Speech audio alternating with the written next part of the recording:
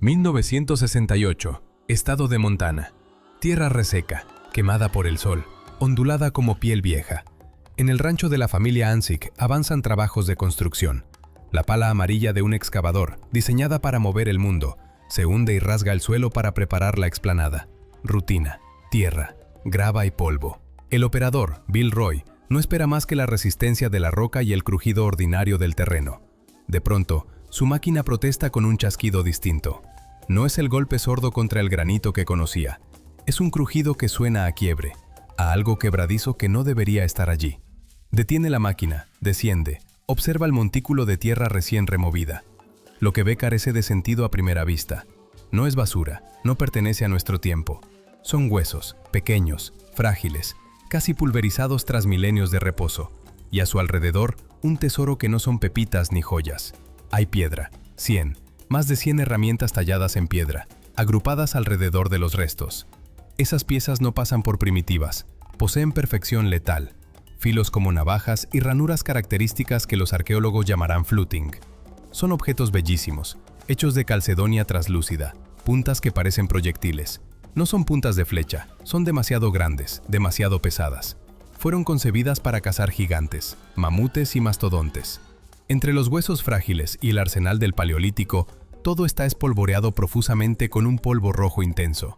Ocre rojo, la sangre de la tierra. No es un vertedero ni un accidente, es un conjunto ritual, es un entierro intencional. Bill Roy y el propietario del terreno, Melvin Ansick, no lo saben en ese instante, pero acaban de abrir la tumba más importante, más desconcertante y a la vez más trágica de toda Norteamérica. Ante ellos yacen los restos de un niño, un varón de aproximadamente 1 año a 2 años de edad. Murió al final de la última glaciación. Pasarán años antes de que el análisis por radiocarbono entregue un veredicto que sacudirá al mundo científico. 12.900 años, la datación que luego se precisará. No es mera antigüedad, es otra era, casi otro planeta. Un mundo en que gigantescos hielos de 1 milla de altura aún cubrían buena parte de Canadá. Un mundo donde por las llanuras deambulaban mamutes, tigres dientes de sable, perezosos gigantes y osos de hocico corto.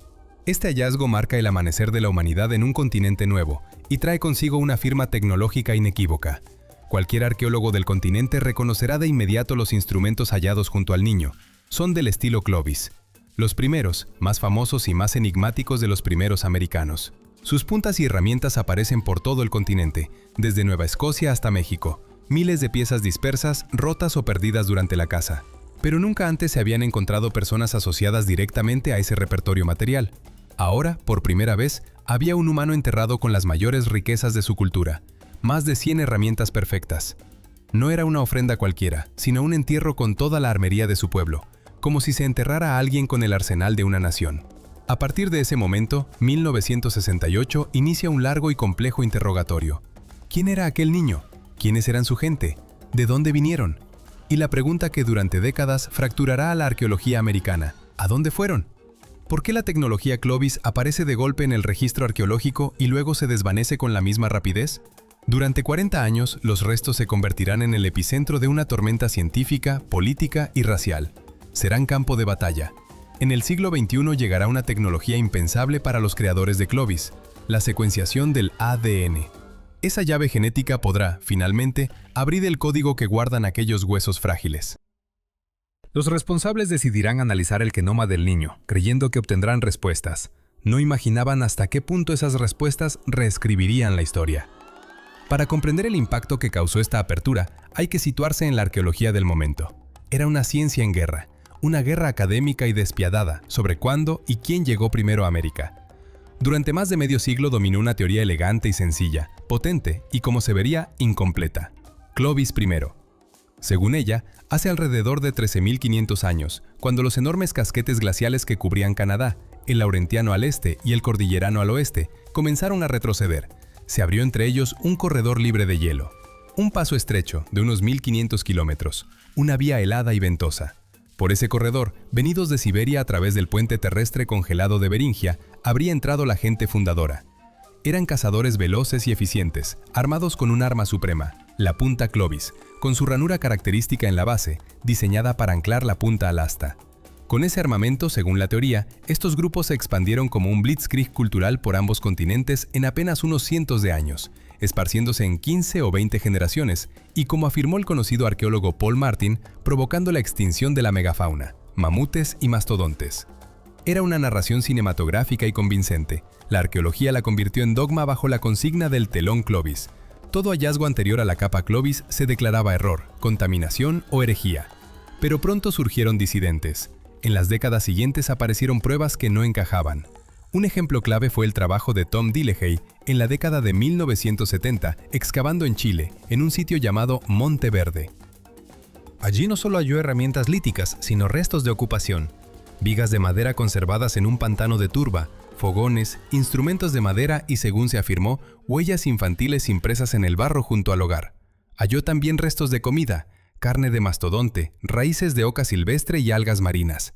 Las dataciones por radiocarbono situaron Monteverde en 14.500 años, es decir, 1.000 a 1.500 años anterior a Clovis y en el extremo opuesto del continente. Si Monteverde era tan antiguo, significaba que la humanidad habría recorrido desde Beringia todo el territorio americano hasta el sur de Chile, antes de que la cultura Clovis apareciera en Montana. Era una explosión conceptual que desarmaba la narrativa establecida. Dillehay fue objeto de burlas durante años. Algunos lo acusaron de fraude. Una comisión de peso de la arqueología visitó Monteverde en 1997 para evaluar las evidencias, y solo entonces, ante pruebas contundentes, aceptaron a regañadientes su veracidad. El telón Clovis comenzó a resquebrajarse. Esa fue la primera contienda. ¿Cuándo llegaron? La segunda pelea fue aún más áspera y política. ¿Quiénes fueron? En 1996, en Kennewick, estado de Washington, 2 estudiantes hallaron un cráneo junto al río Columbia y avisaron a la policía. El antropólogo James Chatters examinó el cráneo y notó que tenía una punta de piedra incrustada de un tipo posterior a Clovis.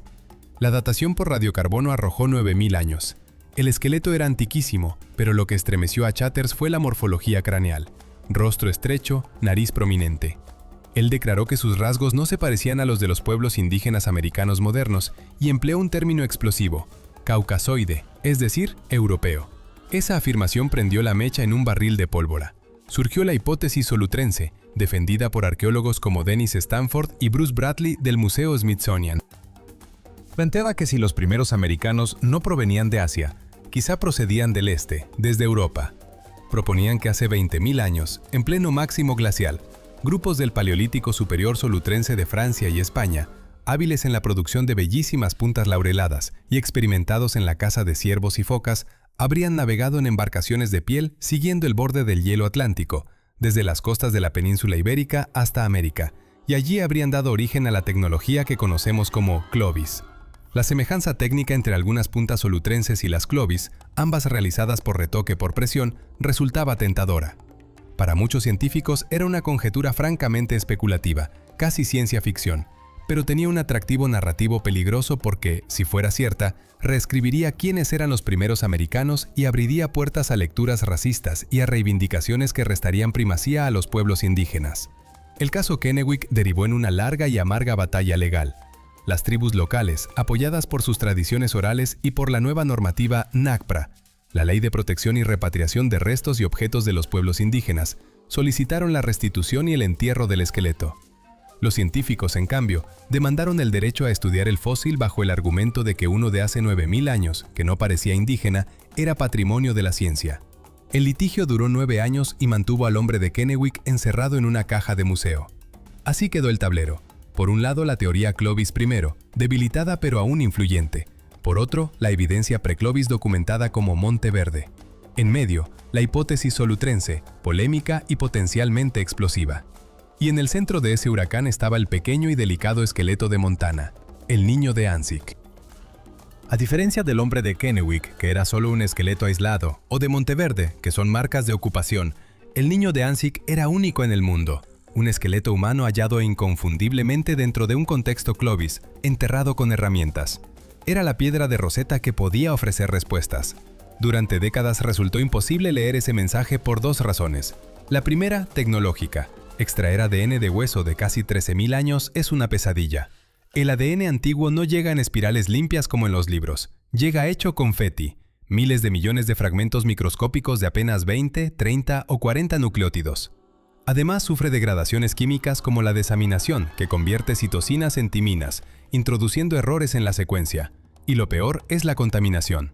En un hueso antiguo, el 99,99%, cifra que ilustra el problema, del ADN recuperado no pertenece al individuo original, sino a bacterias, hongos e incluso a contaminantes modernos. El ADN del arqueólogo que lo excavó, del curador del museo, una célula suelta o un estornudo pueden inundar la muestra. El genoma milenario se ve ahogado por ADN contemporáneo. Esa barrera tecnológica fue hasta hace poco infranqueable. La segunda razón fue política. Tras el escándalo de Kennewick y las luchas legales que siguieron, la ley NAGPRA endureció el panorama. La investigación de restos humanos antiguos se convirtió en terreno minado. Las tribus, cansadas de ver cómo sus ancestros eran excavados y guardados en cajas, exigieron respeto y repatriación. El esqueleto de Anzick, que durante años estuvo en manos de la familia del propietario y más tarde en un museo, también fue objeto de reclamaciones por parte de las naciones de Montana. La ciencia parecía a punto de perder su oportunidad. Y entonces apareció un hombre que cambió las reglas del juego. Eske Willerslev, científico danés al frente del Centro de Geogenética en Copenhague, un pionero en el estudio del ADN antiguo. Willerslev ya había demostrado su audacia al secuenciar el genoma de un inuit de 4000 años. Comprendió que la clave del pasado americano podía estar en aquel niño, pero también comprendió que los viejos métodos, la práctica colonial de ir y tomar sin preguntar, ya no servían. Eligió una vía radicalmente distinta: dialogar. Viajó a Montana. Se reunió con ancianos y representantes de las tribus Crow, Blackfeet, Gros Ventre y de muchas otras naciones locales. No pidió permiso, ofreció una alianza. Ocupó el lugar tradicional de la conversación, se sentó en círculo. Con él estaba Shane Doyle, miembro de la nación Crow y doctor en un campus de Montana, un puente entre la ciencia y las comunidades. Willerslev propuso algo sencillo y extraordinario. Crean ustedes lo que crean sobre este niño, permítanos analizar una minúscula muestra de hueso y nos comprometemos a tratarla con el máximo respeto. Extraeremos ADN. Les comunicaremos de primera mano cualquier resultado y después devolveremos los restos para que ustedes los enterréis como estimen conveniente. Fue un acto sin precedentes. Por primera vez un científico pidió el permiso y la bendición de las comunidades. Tras largas y dolorosas deliberaciones, las tribus aceptaron. Con esa autorización, los investigadores contaron con una única oportunidad. Comienza entonces un thriller tecnológico. Un fragmento de hueso del tamaño de un sello postal viaja hasta Copenhague y entra en una de las cámaras más pulcras del mundo. No es solo un laboratorio, es un búnker con presión positiva para impedir la entrada de polvo exterior. El aire pasa por filtros EPA. Las superficies se limpian cada hora con luz ultravioleta y lejía para erradicar cualquier rastro de ADN. Los técnicos visten como astronautas. Trajes completos, 2 capas de guantes, mascarillas y respiradores, porque la amenaza principal son ellos mismos. Dentro de una cabina de flujo laminar, un científico emplea una fresa dental para perforar y extraer una minúscula porción de polvo óseo. 1 gramo, literalmente. Esa polvareda se disuelve en reactivos químicos, una mezcla de enzimas y sustancias que, como un detergente molecular, elimina todo menos las hebras de ADN. Lo que aparece no es una doble hélice ordenada, sino un caos.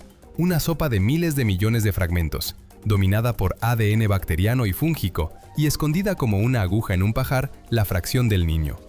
La pasta genética se carga en un secuenciador, una máquina del tamaño de un armario que cuesta millones de dólares.